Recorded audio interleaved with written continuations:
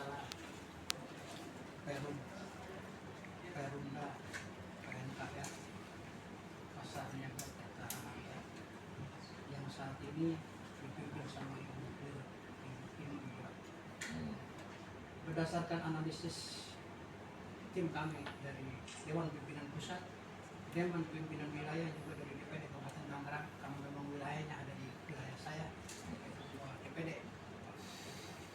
Kami menemukan dugaan ada persoalan yang perlu disampaikan pada pemerintah daerah. Makanya hari ini kami berteriak.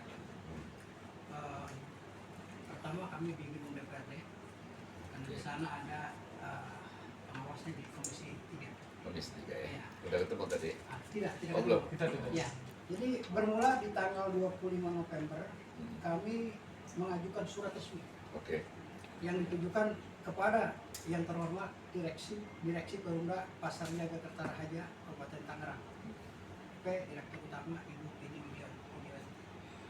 Dari surat kami yang masuk itu kami berikan tembusan kepada DPRD, lewat umum, kepada Pak Bupati juga, kepada Pak Sekda juga. Kita sampaikan tembusan surat ini. Seiring berjalannya waktu, kami juga sempat mendatangi Komisi 3. Oke. Tapi tidak ada satu orang pun di tempat di ruangan. Dengan persoalan-persoalan yang tadi, kami akhirnya muncul keinginan dari kami, dari gerakan Kesejahteraan Relawan Nusantara, gerakan kawan DPD Kabupaten Tangerang, yang atas dasar dari Ketua DPP kami bergerak hari ini menyampaikan aspirasi ini di muka umum. Sebelumnya kami juga sudah menyampaikan izin kepada pihak institusi. Makanya hari ini kami sangat berterima kasih kelanjutan aksi kami di depan gedung Bupati yang tadi telah kami laksanakan direspon langsung oleh Bapak. Untuk lebih lanjutnya mungkin itu saja dari saya, Pak Sekda. Untuk lebih jelasnya kepada ini saya kenalkan dulu, ini Ketua Pimpinan Pusat kami, Pak. Oh, siap. Ya, Silakan, Pak. Bismillahirrahmanirrahim. Assalamualaikum warahmatullahi wabarakatuh. Waalaikumsalam. Alhamdulillah, alhamdulillah kita bisa silaturahim, bisa bertatap muka, terutama dengan Pak Sekda, Kabupaten Tangerang yang mewakili Pak Kasih PPP, Pak Kasih, tak kenal maka Jadi langsung kepada inti poin kita hadir pada hari ini berdasarkan masukan dari teman-teman di Kabupaten Tangerang terkait dengan ada dugaan yang kami anggap ada satu indikasi dugaan kecurigaan yang dilakukan KL, maka tim analis kajian kami di DPP melakukan langkah-langkah taktis langsung ke lapangan, termasuk inventarisir dokumen dari tahun 2020 dan 2019. Dari hasil yang kami dapat kami melihat ada banyak indikasi kejanggalan, terutama dari sisi aset, kedua dari sisi laporan keuangan. Nah, kami ikutin proses perjalanan itu dari direktur yang lama yang dipecat karena viral gitu, makan duit di meja tadi ada yang masih layar. Iya. Pecat, potensi persoalan di sini masuk di 2022. Nah, kami lihat dari proses transisi itu. Nah, dari proses transisi itu kami lihat ada proses manajemen alih-alih kewenangan yang hingga saat ini tidak diselesaikan. Jadi tanda kutip kami bertanya, selama ini Pak Budi ini kerjanya tidak bisa merealisasikan dan merapikan proses transisi ini dari kepemimpinan yang lama sampai berikutnya. Yang lama aja tidak diselesaikan, apalagi yang berikutnya. Kejanggalan-kejanggalan yang kami lihat dari proses, salah satunya ya yang kita sampaikan tadi dari sekian banyak Kota Bumi. Kota Bumi waktu bupati yang lama itu kan ada pelimpahan aset sekitar 13.000. tapi yang tertera pada dokumen pemerintah hanya 11.000. Yang kami lihat lagi, kami ikutin perjalanan dari pengelola yang lama, kami melakukan investigasi ke beberapa internal pasar itu dari pengelola yang lama dan sebagainya. Kami lihat ada dokumen kejanggalan. Setelah dilepaskan 13.000, ternyata sekarang hanya 11.000 berdasarkan laporan aset. Yang kami lihat, kami tanya seputar ruko yang seputar Kota Bumi, ternyata dijual kembali, katanya melalui pihak-pihak bagian aset. Nah, kami lihat ada selisih sekian ribu meter yang menjadi ruko-ruko itu. Logikanya, pengembang sudah menyerahkan ke Pemkab, tapi kok dijual lagi oleh Pemkab ke pengembang? Itu pengakuan pengembang. Nah, itu pertama tanda tanya. Saya lihat di situ sudah ada abuse of power, penyalahgunaan wewenang, mengarah kepada dugaan tindak pidana korupsi, karena menjual aset negara kan bagian dari korupsi. Nah, itu pertama. Kedua, kami melihat pada notulensi laporan keuangan. Di laporan keuangan ini banyak kejanggalan yang kami lihat. Salah satunya yang kami lihat, yang kami tanya kepada pelaku ekonomi di pasar adalah beban pembinaan perusahaan. Dari rencana RKAP 2000 sekian, yang dari 1, sekian pada 1,5, itu direalisasikan 700 jutaan. Itu salah satu yang kami soroti. Kenapa? Pembinaan apa yang dilakukan oleh Perinda terhadap yang dianggap pembinaan pengusaha, ya? Pengusaha. Dan kami tanya nggak ada pembinaan seperti itu. Nah, jadi kan angka-angka ini kami lihat semacam angka-angka manipulatif. Pertama, yang selanjutnya juga dalam konteks PAD, pendapatan asli daerah dari Perinda yang diserahkan ke kas daerah. Itu pada tahun 2022-2023 angka nominalnya mirip persis sampai belakang koma. Dalam laporan akuntan publik, saya bertanya lagi, diskusi sama teman-teman akuntan, dalam konteks neraca laporan keuangan pemerintah, kalau sama persis itu nggak mungkin akan terjadi. Itu 1.100.000 Pak. Bisa terjadi hampir mirip gitu. 2022-2023 angkanya mirip, detail angkanya. Dan dengan angka 400.650,494.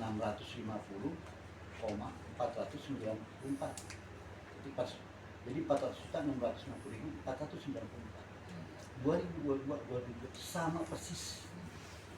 Kalau kita diskusi sama pelaku akuntan publik, itu akan tertawa.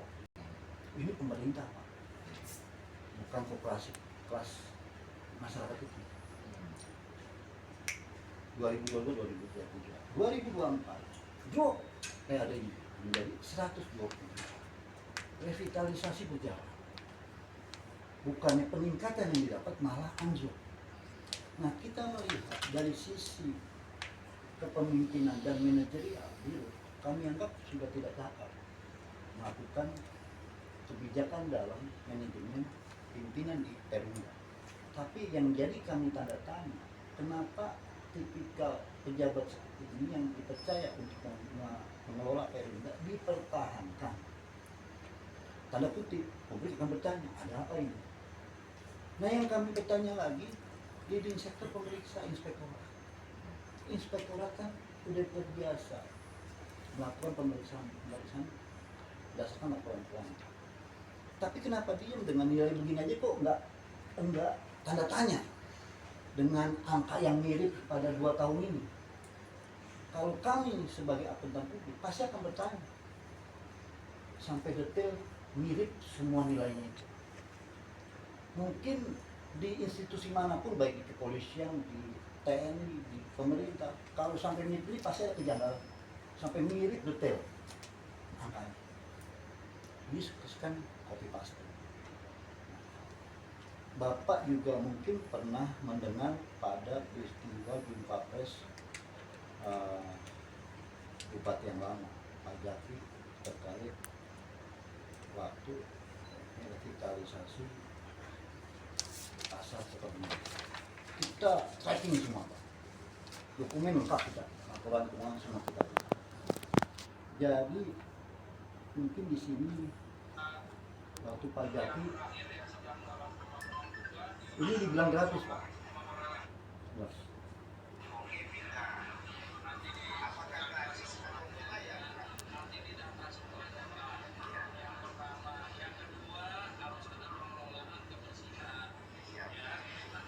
Ini gratis Pak, dibilang jaki gratis. Ini bahasanya bukan pajak yang menunjuk. Yang nanya itu ini gratis ini, Pak. Bukan, ada nanti bahasa pajak gratis. Bentar, Pak.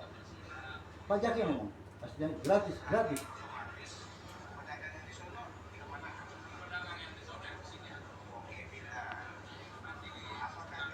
Nanti di belakangnya Pak, dan gratis pajak ini.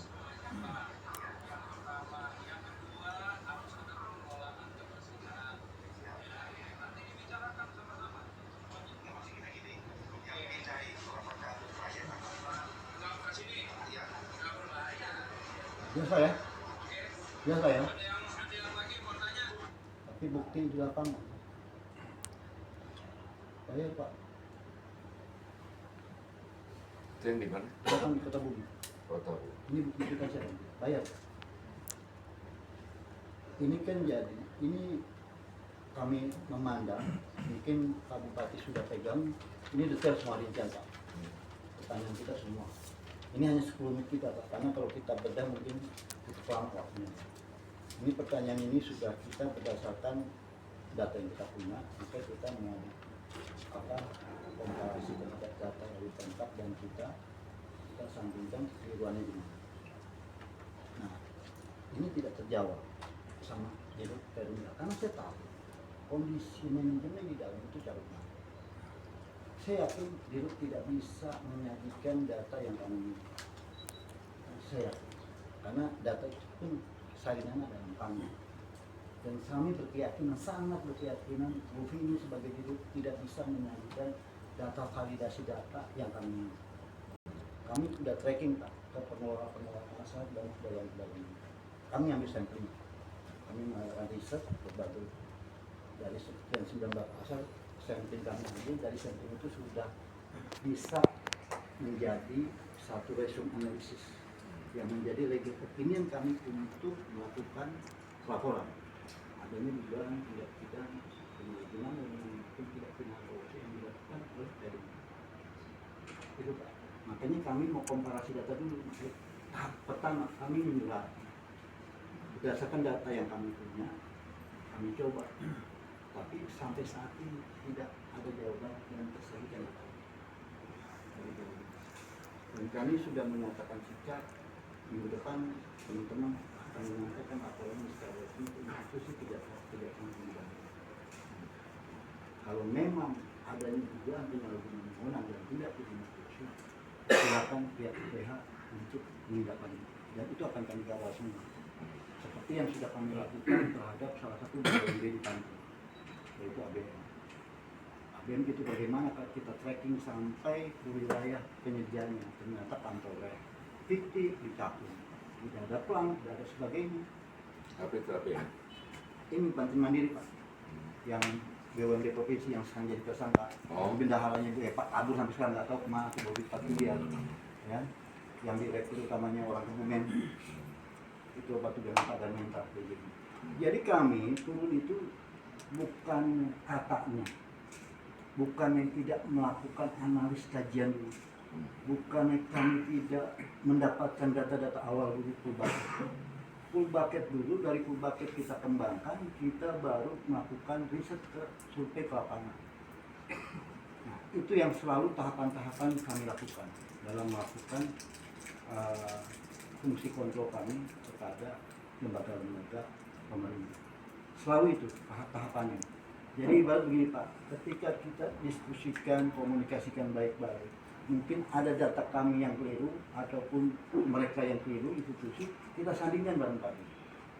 Nah, kalau itu bisa terjadi, mungkin ada satu masukan input buat pemerintah untuk perbaikan ke depan. Itu tugas kami. Tapi ketika komunikasi preventif yang kami lakukan tidak ditanggapi, berarti kami punya pandangan sendiri berdasarkan data analisis kajian kami. Mungkin pihak lembaga juga punya pandangan sendiri. Jadi kami punya hak juga untuk melakukan penyelamatan terhadap apa yang menjadi kontribusi masyarakat terhadap pemerintah, yaitu dana masyarakat yang ada di pemerintah, yang dikelola oleh pemerintah, gitu kan. Nah ini jadi kami sudah melakukan tahapan-tahapan sesuai aturan. Jadi gambaran itu Pak Sekda. Oke, siap Pak Ketua. Itu aja Pak Sekda. Siap, Terima terima kasih. kasih. Hanya paparan singkat aja mungkin dari datanya sudah ada di Bupati ya. Iya, Nah, boleh. Misalnya di Komisi 3. Dan kami juga tracking juga di Komisi 3. Ternyata susah sih kita bicara politik Pak ya, di DPRD mungkin semua sama-sama tahu kenapa hari ini juga tidak mau bertemu dengan kami, karena ketua Komisi 3 juga dari PDIP. Sekarang juga ada konstelasi internal PDIP dalam rangka kerja pemilihan ketua, betul nggak Pak? Mungkin ada rasa ketakutan sebagai ketua Komisi 3 PDIP ketika menerima kami ada bahasa kalimat yang salah, nanti benar salahnya mungkin di internal mereka akan digoreng, ya kan. Mungkin kita juga maklum mereka tidak menerima kami, mungkin mereka juga takut karena dalam rangka menjelang kontrak capek di pemilihan ketua, takut mereka ada salah ucap bisa digoreng, mungkin mereka ada suksesi di internal mereka untuk diri mungkin setelah kontrak cap mungkin tenang ketua, mungkin nanti ada suara dari Komisi 3 gitu kan. Mungkin Komisi 3 punya suasana batin di internal partainya. Jadi kami selalu tracking Pak, secara psikologi maupun teritorial dan database itu Pak Sekda. Terima kasih Pak Sekda. Siap Pak Ketua, terima kasih. Assalamualaikum warahmatullahi wabarakatuh. Waalaikumsalam.